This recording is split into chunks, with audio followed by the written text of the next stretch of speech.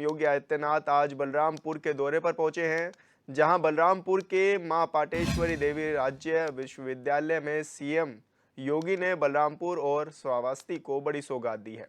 CM योगी ने बलरामपुर को 1488.89 करोड़ रुपए की 446 विकास परियोजनाओं की सौगात दी है, तो वहीं श्रावस्ती को 260.37 करोड़ की 31 विकास परियोजनाओं का लोकार्पण और शिलान्यास भी किया है। प्रधानमंत्री मोदी जी की प्रेरणा से, उनके मार्गदर्शन से इन आकांक्षात्मक जनपदों को विकसित जनपदों की श्रेणी में खड़ा करने की प्रतिबद्धता के साथ पिछले 5-7 वर्षों में जो कार्य हुआ है उसको एक नई ऊंचाई तक ले जाने के लिए आपके बीच में यहां पर उपस्थित हुए हैं। बहनों और भाइयों, हमारा ये बलरामपुर जनपद और श्रावस्ती जनपद का अपना गौरवशाली इतिहास रहा है। एक और मां पाटेश्वरी की कृपा, आदि शक्ति मां पाटेश्वरी की कृपा इस पूरे क्षेत्र पर बरसती है। भारत और नेपाल के लाखों श्रद्धालु प्रतिवर्ष मां पाटेश्वरी का दर्शन करने के लिए देवीपाटन तुलसीपुर में आते हैं। और दूसरी ओर जब हम श्रावस्ती की चर्चा करते हैं तो श्रावस्ती का इतिहास जुड़ता है मर्यादा पुरुषोत्तम प्रभु श्री राम के पुत्र कुश से, लव से, जिन्होंने सबसे पहले अपनी राजधानी इस श्रावस्ती में बना करके इसे एक पहचान दी थी। कौन नहीं जानता है कि श्रावस्ती भगवान बुद्ध ने एक संन्यास जीवन के सबसे अधिक चतुर्मास कहीं व्यतीत किए थे, इसी श्रावस्ती में व्यतीत किए थे। और यही नहीं, 10वीं-11वीं सदी में विदेशी आक्रांताओं के छक्के छुड़ाने वाले महाराज सुहेल देव भी इसी श्रावस्ती के राजा के रूप में उन्होंने भारत की स्वाधीनता को, भारत के स्वाभिमान को बनाए रखने के लिए विदेशी शत्रुओं को रौंदने का कार्य भी किया था। एक और इतनी गौरवशाली परंपरा के साथ हमारा श्रावस्ती जनपद जुड़ा हुआ है, वही आदिशक्ति मां भगवती पाटेश्वरी की कृपा। और आज जिस राम जन्मभूमि में भगवान श्री राम के विराजमान होने के इस गौरवशाली क्षण के हम साक्षी बने हैं, आदरणीय प्रधानमंत्री जी की अनुकंपा से, उनके विजन से, उनकी दूरदर्शिता के कारण, उनके नेतृत्व में हम सब जानते हैं इस देश के अंदर 1949 में अयोध्या में रामलला की एक पावन धरा और वहां पर ये सही कार्यक्रम आगे बढ़ सके, आंदोलन की शुरुआत भी इसी बलरामपुर जनपद में आदिशक्ति मां भगवती पाटेश्वरी पीठ और महाराजा बलरामपुर, इन दो स्थानों पर भूमिका तैयार हुई थी। और आज पूरा देश उसके परिणाम से अवगत कर। हम सब जानते हैं इस धरती में लिया गया कोई भी संकल्प कभी व्यर्थ नहीं होता है, वह पूरा होकर के रहता है। इस धरती का एक महात्मा है और यही कारण है कि इस धरती को कभी राष्ट्र ऋषि नानाजी देशमुख ने अपने साधना से एक पहचान दिलाई थी। और इसी धरती का महत्व है। सरदार अटल जी ने अपना पहला राजनीतिक जीवन की शुरुआत इसी बलरामपुर जनपद से करके देश के प्रधानमंत्री के रूप में पूरे देश को भी योग्य शासन दिया और दुनिया को सुशासन का लाभ भी दिया। जब सुशासन की बात होती है तो सरदार अटल बिहारी वाजपेयी जी का नाम हर भारतवासी के मुंह पे सहसा ही आ पड़ता है। ये धरती प्रारंभ से ही पुरुषार्थ की धरती रही है।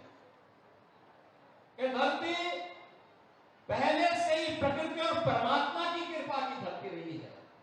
लेकिन चंद माफिया और आपराधिक प्रवृत्ति के तत्वों ने इस धरती के सौंदर्य को, इस प्रतिभा को कुंद करने का कार्य किया था। राजनीति का अपराधीकरण इस पूरी व्यवस्था में सबसे बड़ी बाधा थी।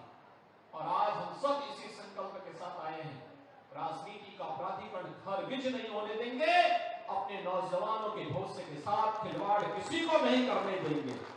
जो भी हमारे नौजवानों के भविष्य के साथ खिलवाड़ करेगा उसको इसकी कीमत चुकानी पड़ेगी। और इसके लिए सरकार, डबल इंजन की सरकार पूरी प्रतिबद्धता के साथ कार्य कर रही है। बहनों भाइयों, आज पूरे देश के अंदर प्रधानमंत्री मोदी जी के नेतृत्व में एक ही स्वर गूंज रहा है, और वह गूंज रहा है जो प्रधानमंत्री जी ने आजादी के अमृत महोत्सव वर्ष में भारतवासियों को दिया था। वह स्वर था विकसित भारत का। हमारा संकल्प विकसित भारत, हमारा संकल्प, हमारा संकल्प, हमारा संकल्प विकसित भारत। और विकसित भारत के लिए विकसित उत्तर प्रदेश आवश्यक है। विकसित उत्तर प्रदेश के लिए अच्छी शिक्षा आवश्यक है, अच्छी स्वास्थ्य की सुविधा आवश्यक है, नौजवानों के लिए रोजगार आवश्यक है। विकसित भारत के लिए और विकसित उत्तर प्रदेश के लिए उद्योग धंधे आवश्यक है, खुशहाल किसान आवश्यक है, बेटी और व्यापारी की सुरक्षा आवश्यक है। और इन्हीं संकल्पों के साथ आज हम आगे बढ़ रहे हैं। उत्तर प्रदेश को विकसित बनाना है तो बलरामपुर और श्रावस्ती को भी विकसित बनाना पड़ेगा। कोई सोचता था बहराइच में मेडिकल कॉलेज होगा, आज बहराइच में मेडिकल कॉलेज है। कोई सोचता था गोंडा में मेडिकल कॉलेज होगा, आज गोंडा में उनका अपना मेडिकल कॉलेज बन करके तैयार हो चुका है। और आज जो हम लोग इस बलरामपुर में उद्घाटन किए 350 बेड के अत्याधुनिक हॉस्पिटल का, जो अगले वर्ष मेडिकल कॉलेज बन जाएगा स्वर्गीय अटल बिहारी वाजपेयी जी के नाम पर बलरामपुर में, आज हमने उसका उद्घाटन भी कर दिया। भाइयों बहनों, अगले वर्ष तक हम लोग बलरामपुर जिले को एक मेडिकल कॉलेज भी देने जा रहे हैं। कोई सोचता था इस श्रावस्ती में एयरपोर्ट चलेगा, हमने एयरपोर्ट भी प्रारंभ कर दिया, वायु सेवा प्रारंभ हो चुकी है। श्री राम फेरन पांडे हमारे विधायक हैं, ये उससे 2 बार यात्रा करके आ चुके हैं। देखो ना, लगते सीधे हैं लेकिन हवाई जहाज की यात्रा, श्रावस्ती से सीधे बैठ करके लखनऊ। लेकिन वे अकेले नहीं गए, कार्यकर्ताओं को लेकर के गए।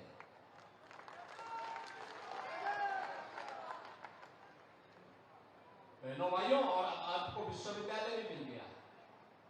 बलरामपुर में विश्वविद्यालय हो, एक कल्पना थी, आज साकार हो चुकी है। बहनों भाइयों, साकार हो चुकी है। आपका एक नया सपना साकार हुआ है। होली के पहले ये 2 नए उपहार इस कमिश्नरी वासियों को 3 जनपदों में से 4 जनपद में से 3 में मेडिकल कॉलेज 2 बन चुके हैं, तीसरा का उद्घाटन हो रहा है, और एक विश्वविद्यालय भी, एक एयरपोर्ट भी।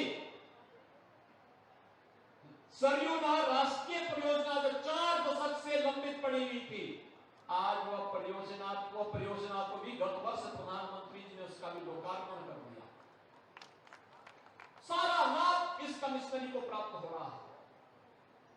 यहां पे फ्लाईओवर बलरामपुर का, फुलवरिया बाईपास हो, चाहे वह बलरामपुर का रिंग रोड हो, इन सब कार्यों को तो पूरा, इन सबको स्वीकृति दी गई है। फ्लाईओवर भी एक से एक बन रहे हैं। लोगों की आवश्यकता के अनुरूप उन सभी आवश्यकताओं की पूर्ति के लिए आज से 7 वर्ष पहले जब मैं यहां आता था तो मुझे गोंडा से देवीपाटन मंदिर पहुंचने में 4 घंटे लगते थे। आज 45 मिनट में, एक दिन में गोंडा की मीटिंग करके और बाई रोड चला, मात्र 45 मिनट में मैं देवीपाटन मंदिर में पहुंच चुका था। बहनों भाइयों, यह जब सरकार की नीयत साफ होती है तो स्पीड अपने आप पकड़ने लगती है। सरकार जब शुद्ध नियत से काम करती है तो स्पीड अपने आप पकड़ने लगती है। स्पीड ही विकास को आगे बढ़ाता है, हर चेहरे पर खुशहाली लाता है। बिना भेदभाव के शासन की योजना का लाभ गरीबों को मिलता है। यहाँ पे राशन की सुविधा का लाभ कितने लोगों को मिलता है? राशन सरकार का फ्री में राशन की सुविधा मिल रही है ना?